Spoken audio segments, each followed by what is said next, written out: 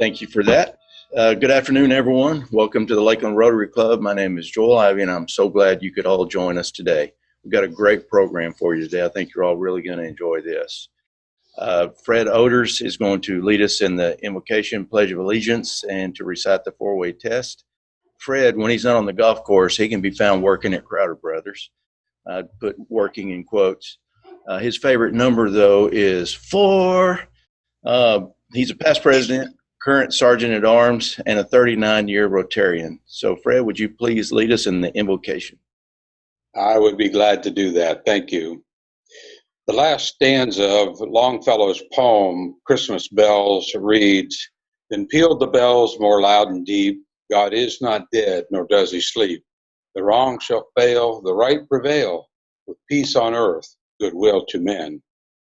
We pray today that peace is in our lives, in our country, and in our world. We also thank you, O Lord, for the many blessings that you have showered upon us, and we ask that you make us a blessing to others less fortunate during this holiday season. Amen. The pledge. I pledge allegiance to the flag of the United States of America and to the republic for which it stands, one nation, under God, indivisible, with liberty and justice for all.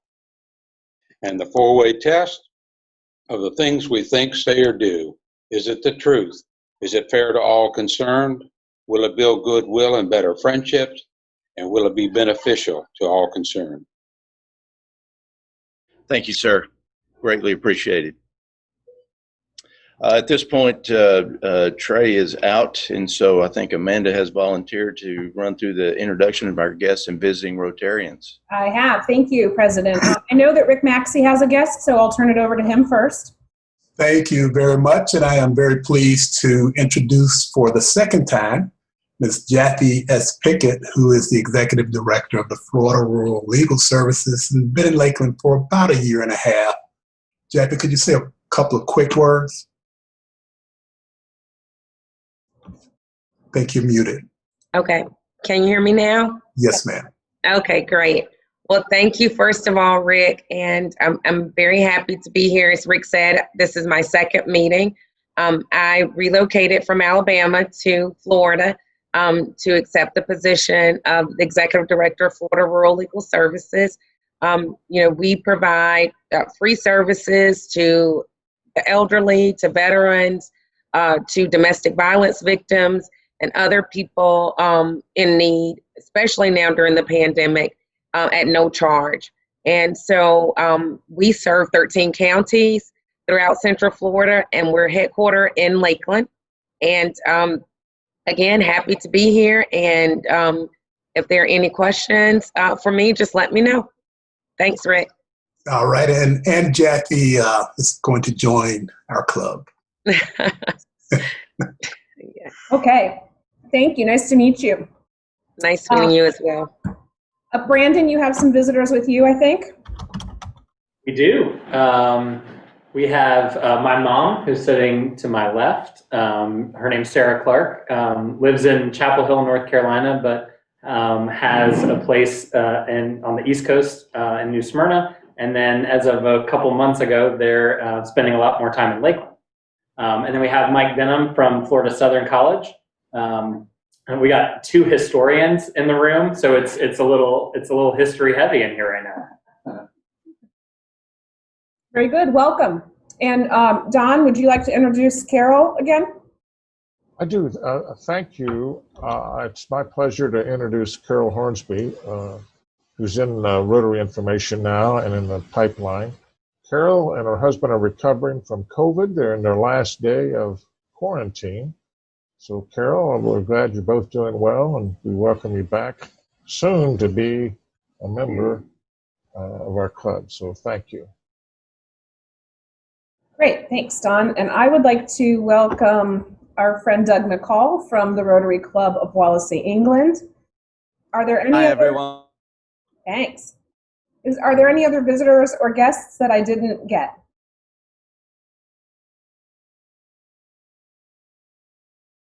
All right, that's it then. Back to you, President. All right, Amanda, thank you so much.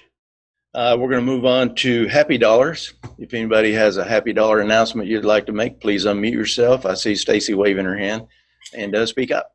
Hi, thank you very much. I have a happy dollar and just wanted to let everyone know I have turned in my resignation to the Achievement Academy. I am now a consultant for Carter Global. Carter Global has over 300 years and combined experience in advancing philanthropy in the arts, conservation, can't even talk, healthcare, education, human resources, as well as the international sector. So just wanted to let you know I'm not moving. I'm staying right here in our wonderful city and county. So just wanted to let you know. Thank you. Congratulations, Stacy. I'm really glad you're not moving. I also have contracted back with the Achievement Academy for a number of hours through the end of May to help with the transition. So good. Thank you. Congratulations. Yeah. Hi, Joel. Happy dollar. Okay. Hey, Beth. My daughter finishes her last day of college on Friday, takes her last final exam. So we are really excited about that. But she still has grad school to go, so she will maintain her residency in Kentucky, but she and her very serious boyfriend are coming down to Kentucky from Kentucky for Christmas for 10 days. So we're really excited about that. Is that her picture in the background? That's her senior picture from high school. Well played. Well played. That's awesome. Any other happy dollars? Yes, this is Linda Wiggs. Howard and I are delighted to announce that our daughter, Dr. Kimber Lauren Wiggs, has gotten married to William Stewart this weekend at our home. We had a small family, very safe and wonderful wedding celebration, and they hope to renew their vows in a year. So we're very happy for them. Congratulations. Delighted to have William officially in the family. Yeah, congratulations. That's awesome. Thank you. Hey, Joel, this is Arletta. Arletta. Hey there. First of all, congratulations to Stacy. That's a great move. Happy for you. Wanted to let everyone to know that there's a little Christmas cheer in the air tonight from the Imperial Symphony Orchestra. We're having our holiday performance. I'm so excited. All of our subscribers have taken up all of the seats, and we're going to be sitting outside in the cold at the Sun and Fun hangar. But you as Rotarians can attend and hear the music and enjoy it just as much as we are from the comfort and warmth of your own home or your own electronic device for free, just by dialing in to the imperialsymphonyorchestra.org/live. It's pretty easy to find the live concert. It starts at 7:30 tonight. It only lasts an hour. No intermission, so have your hot cocoa or your mulled wine ready. And we're performing Kingdom of Sweets. It's sort of a take on the Nutcracker and a couple little surprise performances. So we hope you'll join us for a little holiday cheer. Thanks. Thank you, Arletta. It's a perfect night for that with the cool air and everything. Should be easy to get into the spirit. Thank you. I have one too, President Joel. Okay. I'm very happy to have the blessing and privilege of being mom to Ella Jane Walls, who, as much as I hate to admit it, turns 13 years old today. So I'm going to make a donation to the Rotary Foundation of $13 in honor of her birthday. And if anybody wants to see how beautiful she is, there she is.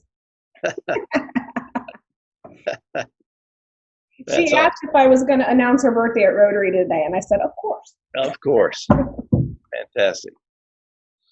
That's awesome. Any other happy dollars? All right, we'll move into announcements. Everyone should have received an email from Beth with a slate of candidates for board of director positions.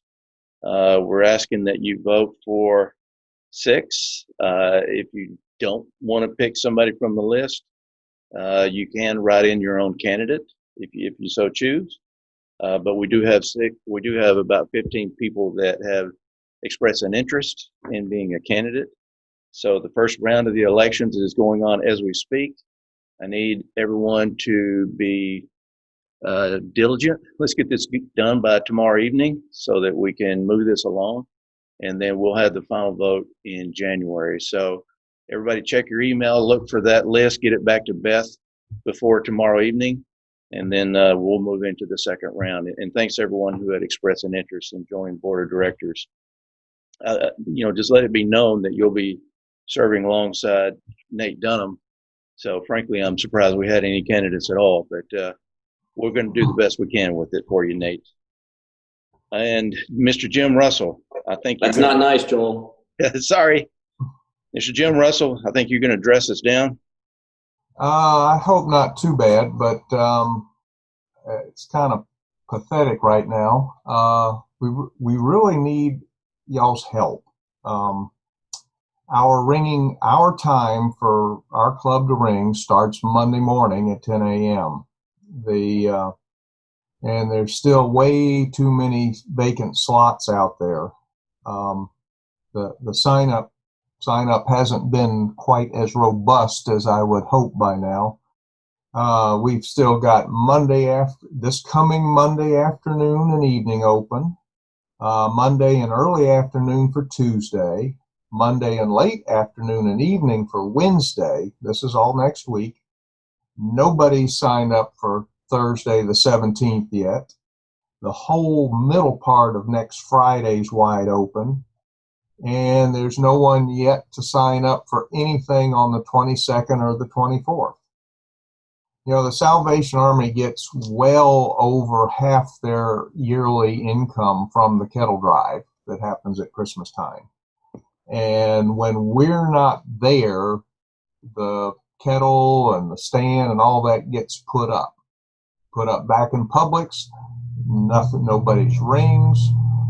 That's happened already with one of the other clubs this season, which is kind of embarrassing.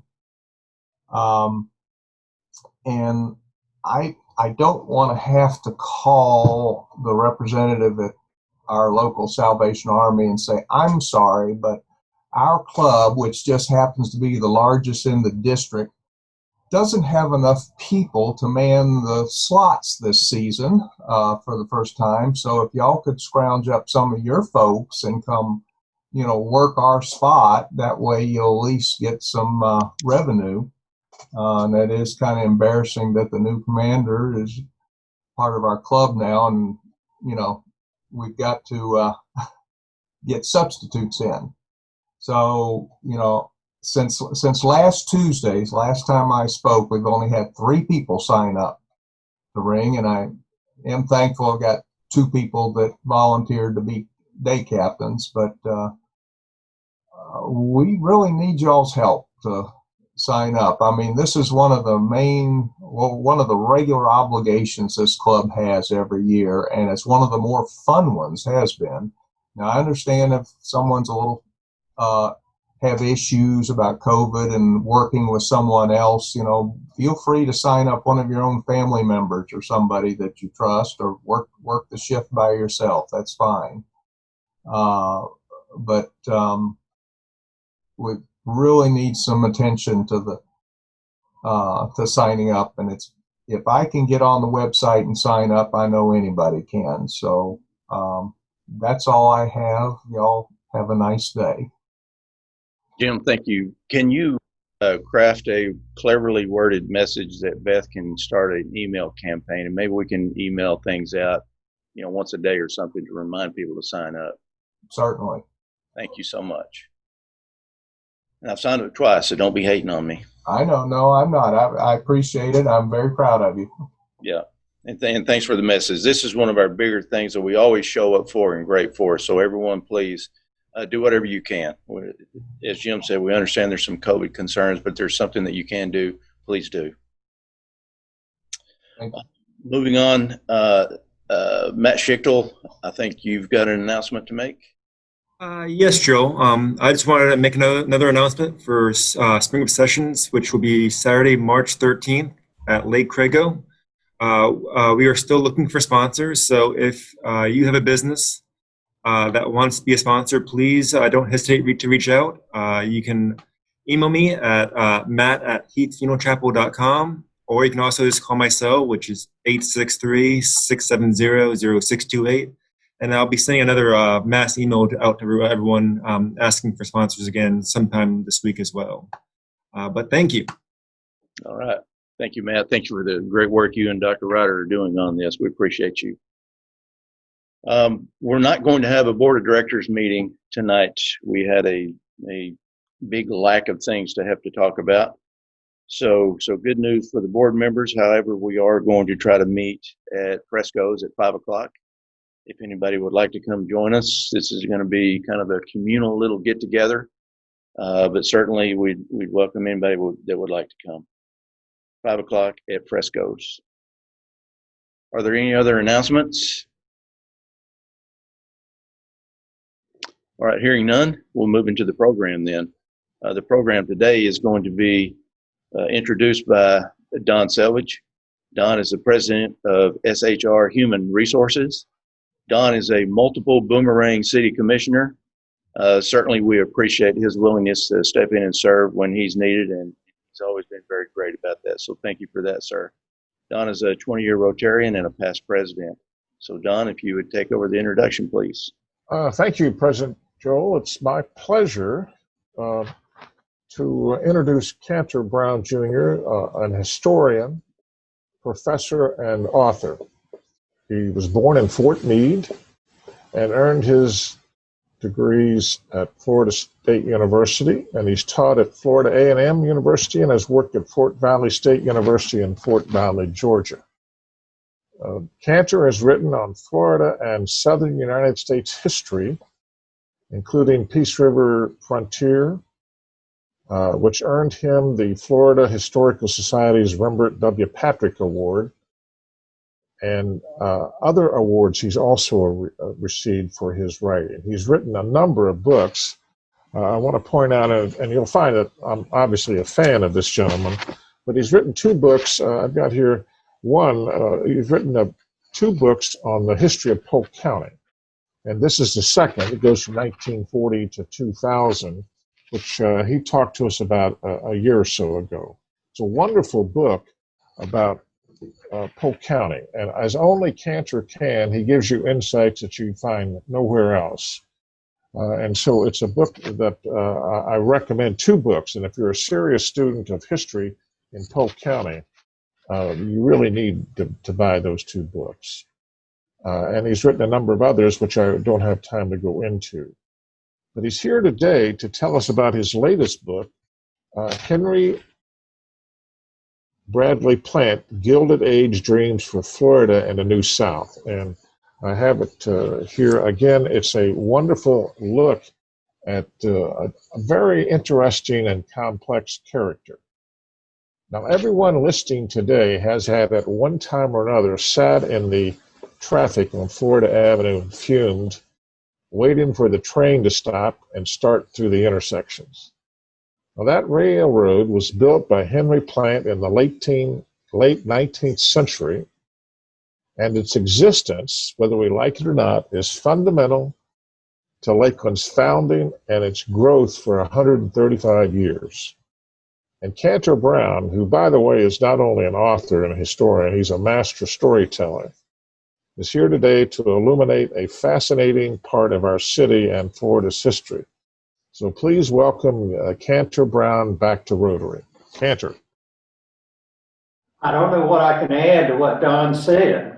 He pretty much gave my whole program for me. But I do thank him for the introduction. And it's a pleasure to be here with all Rotary Zoomers in Lakeland and to be here in Lakeland. And that's what I want to talk about. All of us share a love of Lakeland. It is a beautiful place.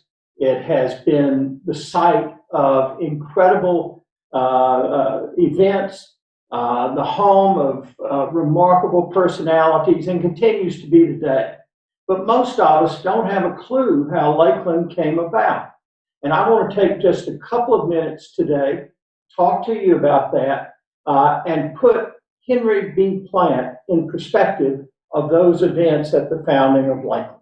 And we've got a little PowerPoint to go with this to sort of keep everybody awake while I drone on through this. This, just so that you'll know, the title card here, that's the first train that passed through Lakeland from Kissimmee to Tampa in January of 1884. And that's going to be of real importance to us as our story moves along. Can we do the next one? Hold on. Amanda, it looks like I don't have screen sharing.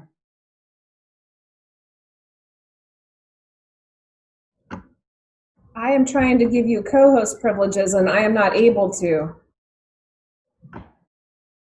Beth, are you able to grant co-host privileges to Brandon? Technical glitches. I will try to do that. Thanks.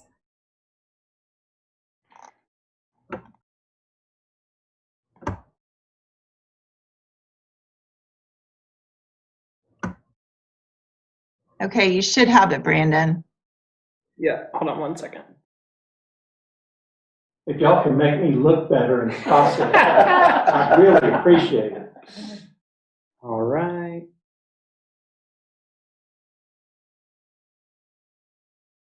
I saw it for a second there. And here we go. Okay. Now, so we've got our first train, and we're going to backtrack from there for a second. Can we go to the next one? Now, this is the man we're going to be talking about, Henry Bradley Plant. He was from Connecticut. His father was a farmer, lived out in a little town called Branford, Connecticut. But his dad died young when he was 6. He ended up having a stepfather who took him to raw frontier upstate New York and a hellacious adolescence that he vowed never to endure again. And that period of time really formed many of his beliefs. But one was, I'm going to accomplish something with my life. I'm not going to be limited to the horrors I experienced in my adolescence in New York. And I'm going to do something that will allow me to be well remembered. Now, his big break came in 1846 when he met some men associated with the brand new express industry in the United States. In particular, the men who were behind a company called Adams Express, which really was a predecessor to Western Express that we've all heard of. But Adams Express was the big deal in the 1840s and 1850s and 1860s and on. And he came in at an entry-level job. He ended up being an express man. He actually carried a pistol and rode steamboats with a strong box or in the baggage car of a railroad car, defending those letters he was carrying, those packages, which was quite a courageous thing to do. So those were his formative experiences. But in 1854, the Adams Express partners sent him to Georgia to try and expand Adams Express in the South. And he ends up settling in Augusta, Georgia. And lo and behold, 6 years later comes the great unpleasantness of the Civil War. Well, obviously, if you have a bunch of New Yorkers and men from Boston who own the express line, the South isn't going to appreciate that. And Henry's idea was, well, I'll reinvent the company. I'll call it Southern Express. And I'll claim that it's owned by Southerners, even though it was not. It worked. It worked so well that even though Henry had to flee the South in 1863, the fact was Southern Express flourished. And by 1873, he was well back in the South and had made millions. Now, in 1873, some of you may know we had a big national depression, one of the worst depressions ever in the history of the country, called the Panic of 1873. And so for 5 or 6 years, business opportunities, and he was looking for them now. He had lots of money, were hard to come by. And he particularly wanted them in the South. And he got fascinated. He had always been fascinated with steamboats, and he increasingly had gotten fascinated with railroads. Well, by 1879, things were getting a little bit better, and he had a chance to buy his own railroad, and he did it. And it's the one you can see here called the Atlantic and Gulf Railroad. It ran from Savannah on the Atlantic to Bainbridge, Georgia, on the Flint River, just above the juncture with the Chattahoochee that makes the Apalachicola River. Now, he wasn't so interested in that railroad.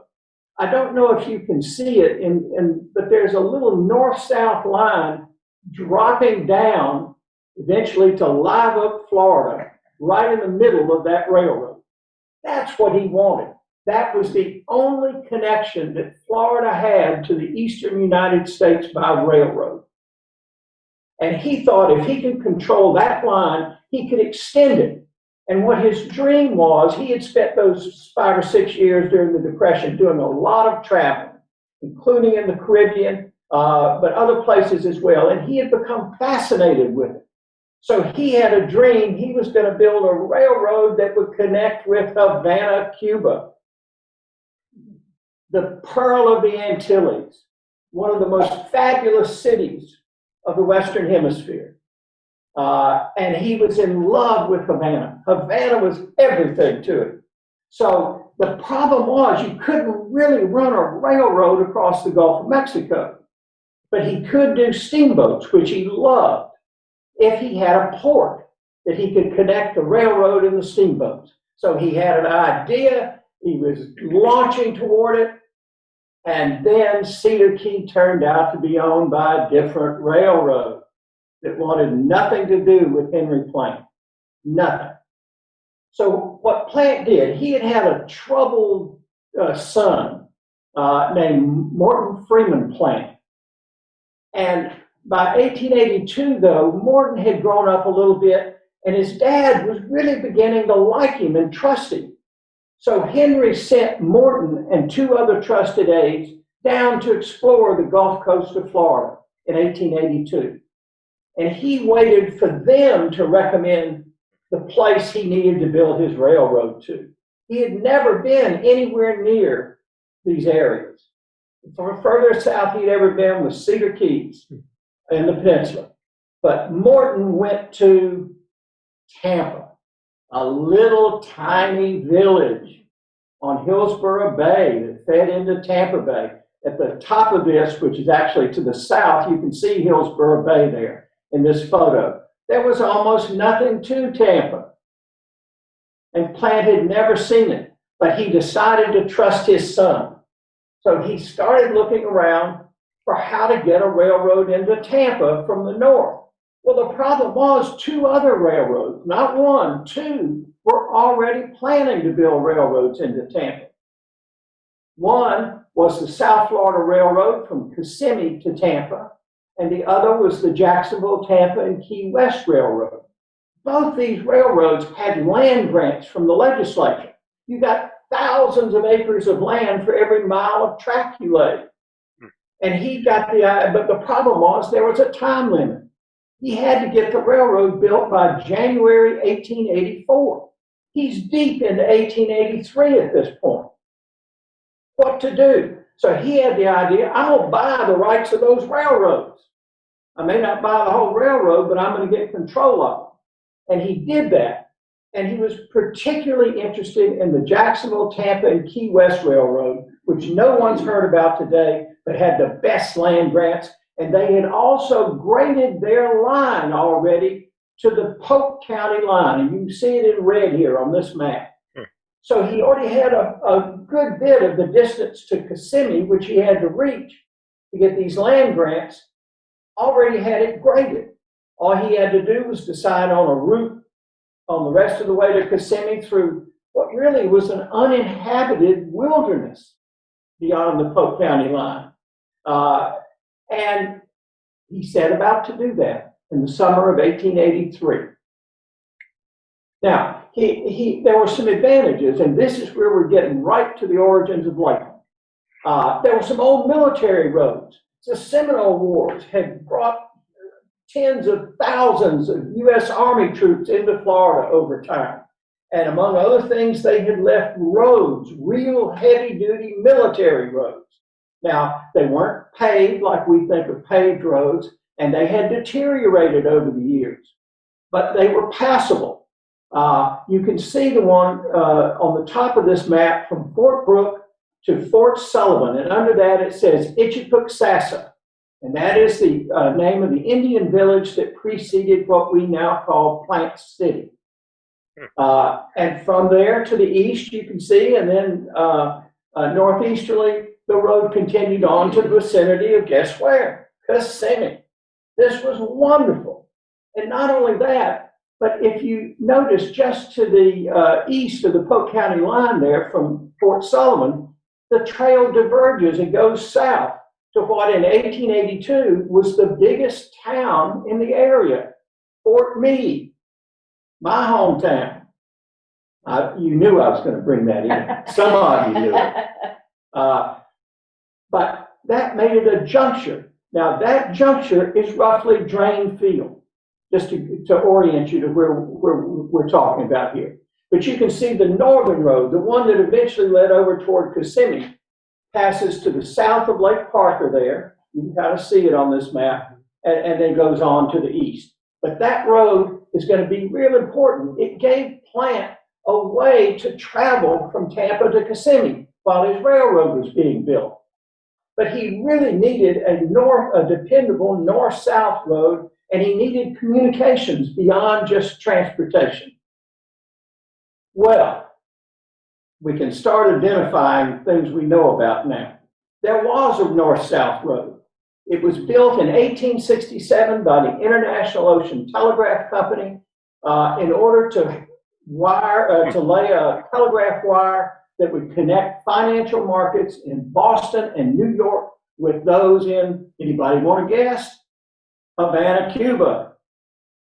And the telegraph line, the International Ocean Telegraph, needed a road to maintain the line. You had to get access to the line to maintain it. They blew down all the time, and people would steal the copper wire. You can imagine everything, storms. So they had a road that was maintained by the company, later called, what's the famous telegraph company? Bell? I'll think of it in a second. No, let's go on.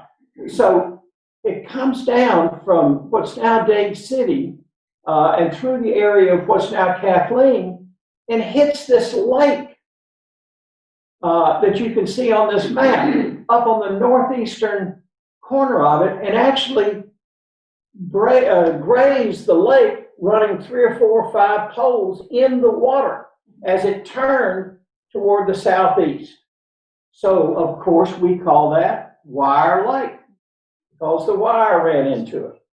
Now, the wire ran down, you see the green area there, which is today's Munn Park. It ran right through Munn Park. Now, that happened to also be where that military road ran.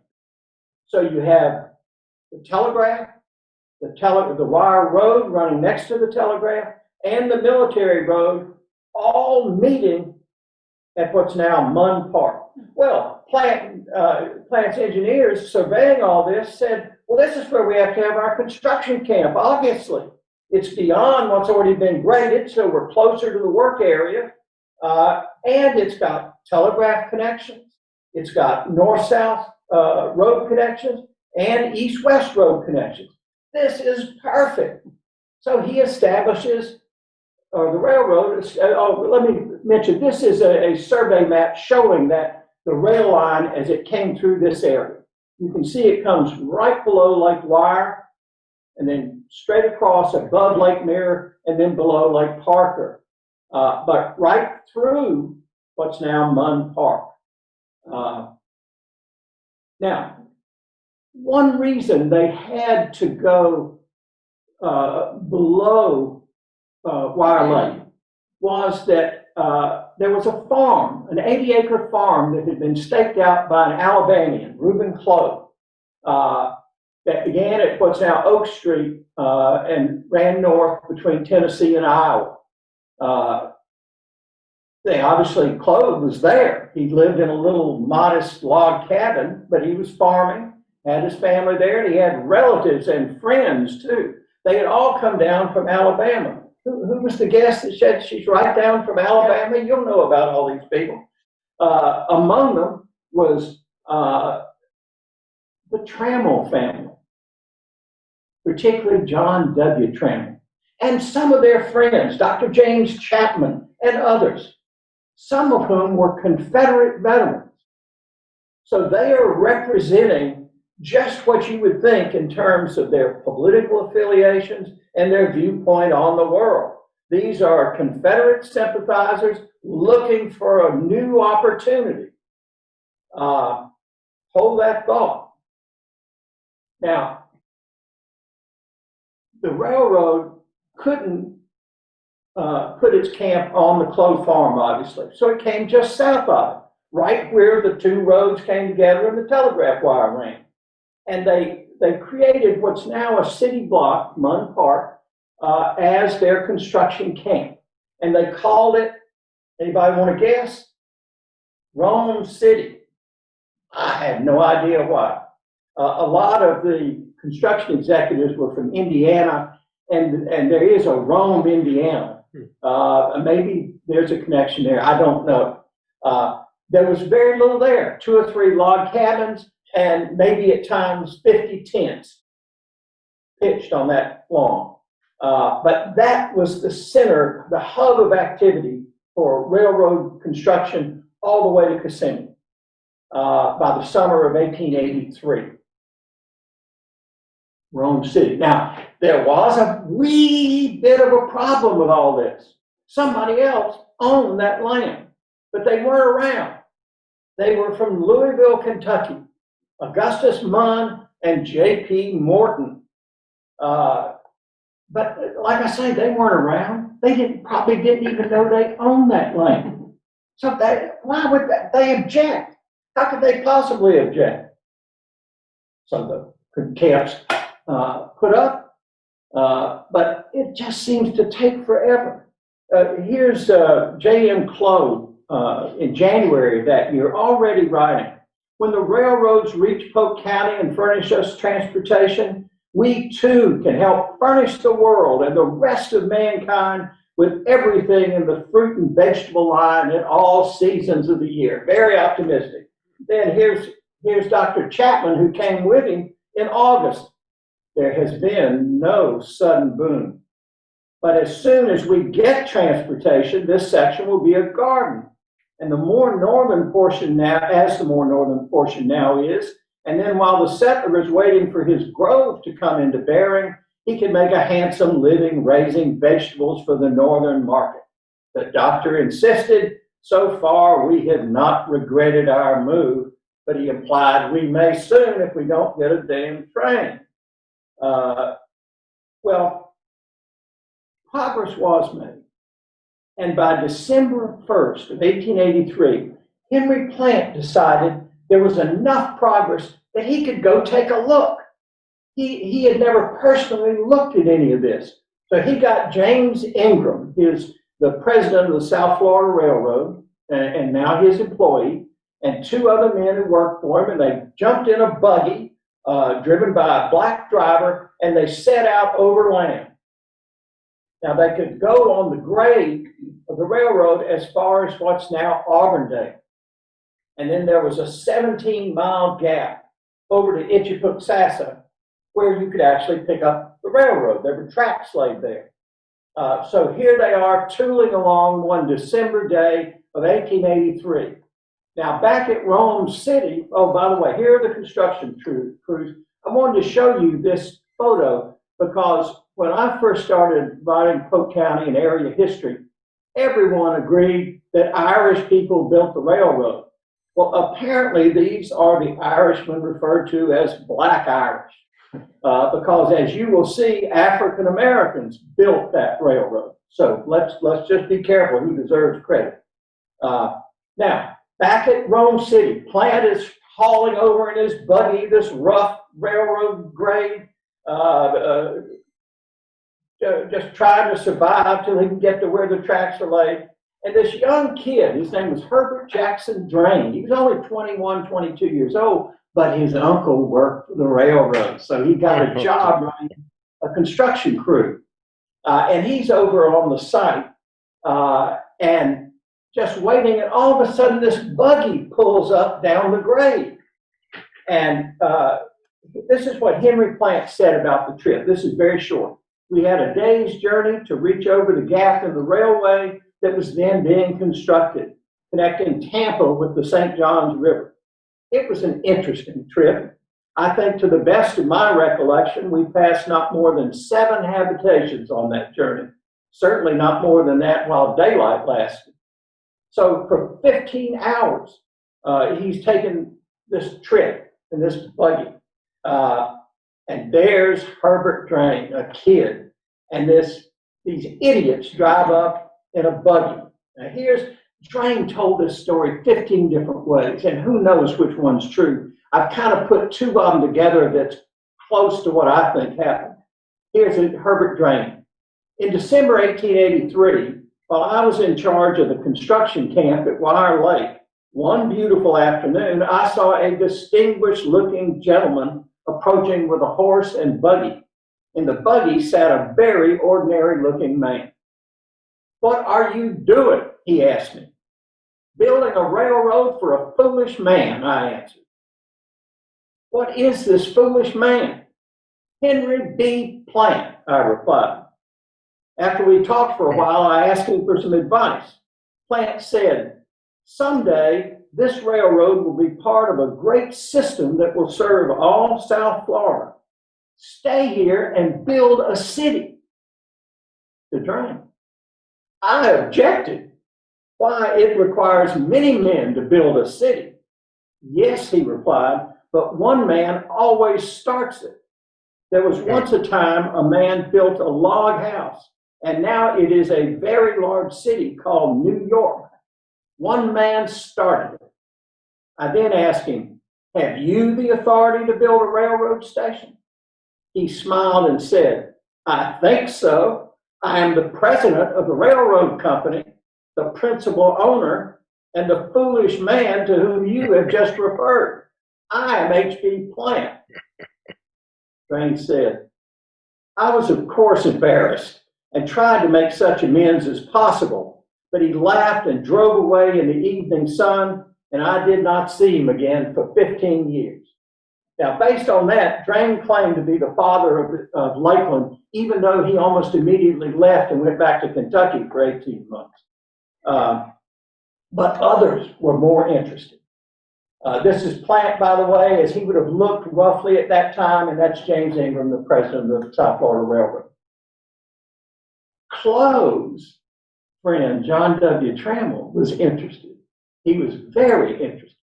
And what he did was get all the Alabamians together to pool their resources and turn the Clove Farm into a town, just like Plant had tried to get Drain to do. And in fact, while Plant was visiting this new town, which is called Shipman's Survey, he was the county surveyor, which was the Clove Farm essentially, above Oak Street, that 80 acres between Iowa and Tennessee. And in December 1883, they started selling lots in the town of Lakeland. There is the origin of Lakeland, based on Henry Plant's railroad and Henry Plant's insistence there needs to be a town here. Well, there was a problem, as it turned out. A.G. Munn's son, Morris Munn, lived in Florida, and he had picked out all this property in Florida for his dad and for his dad's friend, John P. Morton. Munn and Morton. They're the ones that own that 80-acre farm below the Clove Farm, the one that Rome City was sitting smack dab in the middle of. Well, he heard all this business about railroads in Lakeland and towns, and he came to look at the property he picked out. And he said, hell, this would make a good town. So he said, I'm going to get Dad down here. And in February, Augustus a minute ago, Abraham G. Munn came to Lakeland. And he looked at what Morris had seen, the opportunity he saw coming, and he said, look, these Alabamians may be fine people, but let's face it, they haven't got a dime. I've got lots of money. And what I haven't got, John Morton's got. We'll take this place over. So they decided to have their own town and created in February 1844 Munn's survey of the town of Lakeland.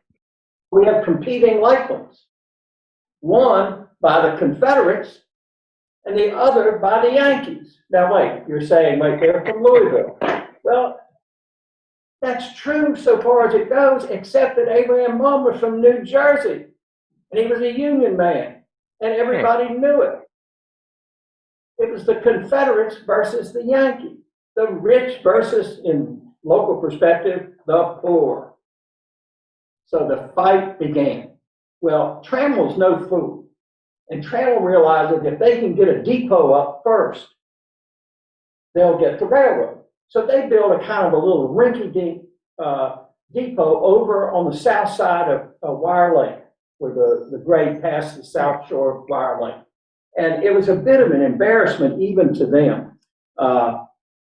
They got it opened in June of 1884, and they gave the railroad some little lagniappe, you know, some lots and maybe a few bucks to the right people. And for the time being, Plant and his railroad put up with Shipman's survey in the new town.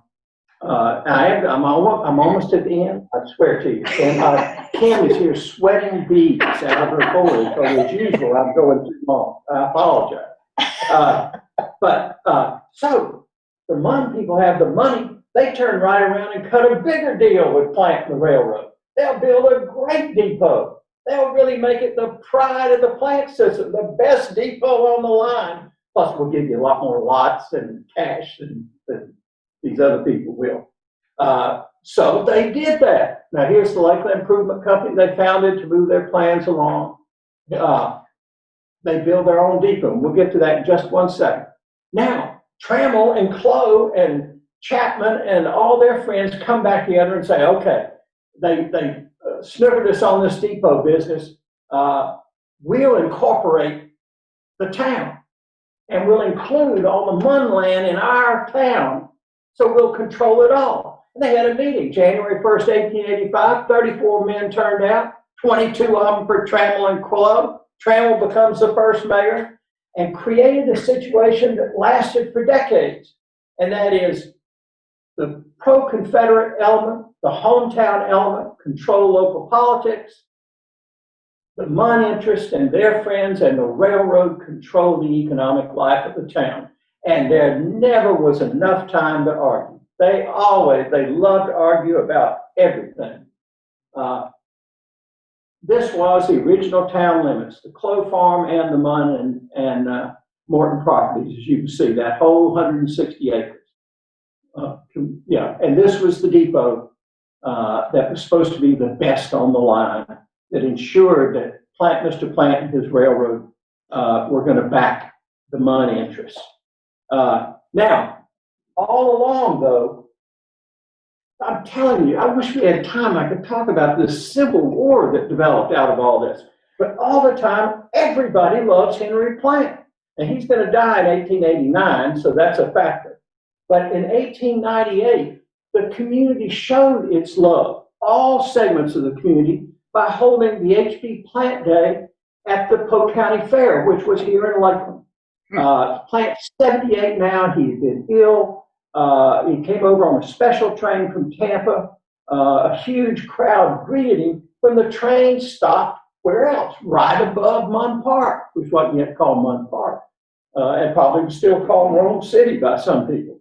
They went out to the fairgrounds. 2,000 people greeted him with uproarious applause. Plant was, like I say, he'd been ill, but he was revived. He expressed his deep appreciation, almost seeming to be in tears, and spoke in the highest terms of Polk County and his appreciation for the generous welcome. The applause reportedly was long and vigorous. And then they treated him, he loved baseball and he loved bicycle riding. So they had a baseball game between the Tampa Grays and the Plant System team of Lakeland. Unfortunately, the Grays won 16-7, but then the bicycle races cheered Plant up even more. So here we go. There are reasons Lakeland came to be. There are reasons on the ground that was true, and there are reasons in terms of personal actions and perspectives and the involvement of individuals that we can identify and trace their influence from. But nobody more so than Henry Plant. And I'm going to close I swear I'm going to close, Kim. I swear this is it. There's no more. His close friend, the Southern humorist Bill Arp, whose real name was Charles Henry Smith, said this when he died, and it's just a paragraph, but I think it says the world about Henry Plant. I don't know much about Mr. H.B. Plant's religion or politics, but I do know that he is a grand old gentleman of the olden time. I have taken note of him for nearly half a century, and if there is any bigger man in the line of public progress and public benefaction, I don't know it. Many other men have built on the foundations that others have laid and become notable on the wrecks of other people's fortunes. But Mr. Plant made his own plans early in life and has, by slow and sure degrees, expanded and matured them. And from that generosity of spirit and that desire to leave something of a good life, we have the city of Lakeland. Thank you so much. Sorry I ran late. That's awesome. Thank you so much, Canter, for that. I think this is the second time you've addressed our club that I've been here anyway, and fascinating stories. I think everybody just loves them. Amanda, did we wind up with any questions? Yes, there's one question, and that was, if you know, how does the now abandoned town of Acton, Florida, play into this story, if at all? Well, there was an abandoned town of Acton, just to the east of Lakeland. And in fact, at one point, there were several communities in 1884, 1885 that were sort of competing to be the town. But the difference was Plant supported Lakeland. He put his railroad headquarters here. But when he built his north-south line, finally, that one that he had wanted to build all along, it junctured in Lakeland. And Bonnet Springs, where we're building the big park, that's where the juncture was. So he's the one that decided Lakeland was going to be the center. And places like Acton just withered away because they're all railroad communities. But it's a fascinating history. There were several others, by the way, in addition to Acton, that haven't really been explored. But if they ever are, and I hope Mike Denham is raising a whole new generation of historians at Florida Southern that will look into things just like that. But good question. A few more questions came in, if you'll allow them, President Joel. What did Plant think of his namesake Plant City? Oh, he hated it. Oh, God. Do I have another hour now? No, I won't. I swear I won't. He thought they were ripping off his name, and that he wasn't getting a cut of it. And in fact, the person that did it was Henry Plant, who was a judge and who was going to be elected governor in 1892. And he was very conservative, reconstructed rebel officer kind of guy. And Plant and his close friend, I couldn't get into his relationship with Henry Flagler over on the East Coast. They were the closest of friends and associates. Plant and Flagler hated these old reconstructed rebels. And that may have been one reason that they moved away from the Clow and Trammell interests and went with Munn and Morton. And Mitchell represented all that to Plant, but he didn't give him a dime. He just named the town after him, and there it was. There are reports now. I can't absolutely guarantee this, that Plant refused to get off the train in Plant City. So that was his love affair with Plant City. Okay, good question. All right, President Joel, I'll turn it back to you. All right, thank you so much. Canter, if you wouldn't mind, repeat the name of the book and where we can find it. I'd love to have a little commercial break. The book is Henry Bradley Plant, Gilded Age Dreams for Florida and a New South. It's published by the University of Alabama Press and is available on Amazon and all the book services. And I'd love for you to get it and read it. And I'd love to hear from you after you do. In case you're at the Plant Museum in Tampa, they're wonderful people there, really feature it. And in fact, we had the debut on Plant's 200th birthday at Plant Hall at the University of Tampa. It was a lovely day. Fantastic. Thank you so much. And thank you again for speaking to our club. Once again, I have a book for you. This is a journal, hopefully, that you can make good use of. It's highly sought after in this community, so we will get this to you somehow, my friends. Just wait for it. I'll treasure it. All right. Thank you so much. Amanda, can you go through thanking our guests and visiting Rotarians, please? Yes, again, welcome and thanks for visiting with us, Jaffe, Carol, Sarah, and Mike, and of course, as always, Doug from England. All right. Thank you all so much for joining us. Our weekly quote: remember that Florida is a land of weirdos and bizarre happenings, so conduct yourselves accordingly. That's from the Florida man. Next week's program is Sean Charest. He's going to give us an update on the city of Lakeland goings on. So, absent any protest to the contrary, we will call this meeting adjourned. Thank you all. Have a great week. See you next Tuesday.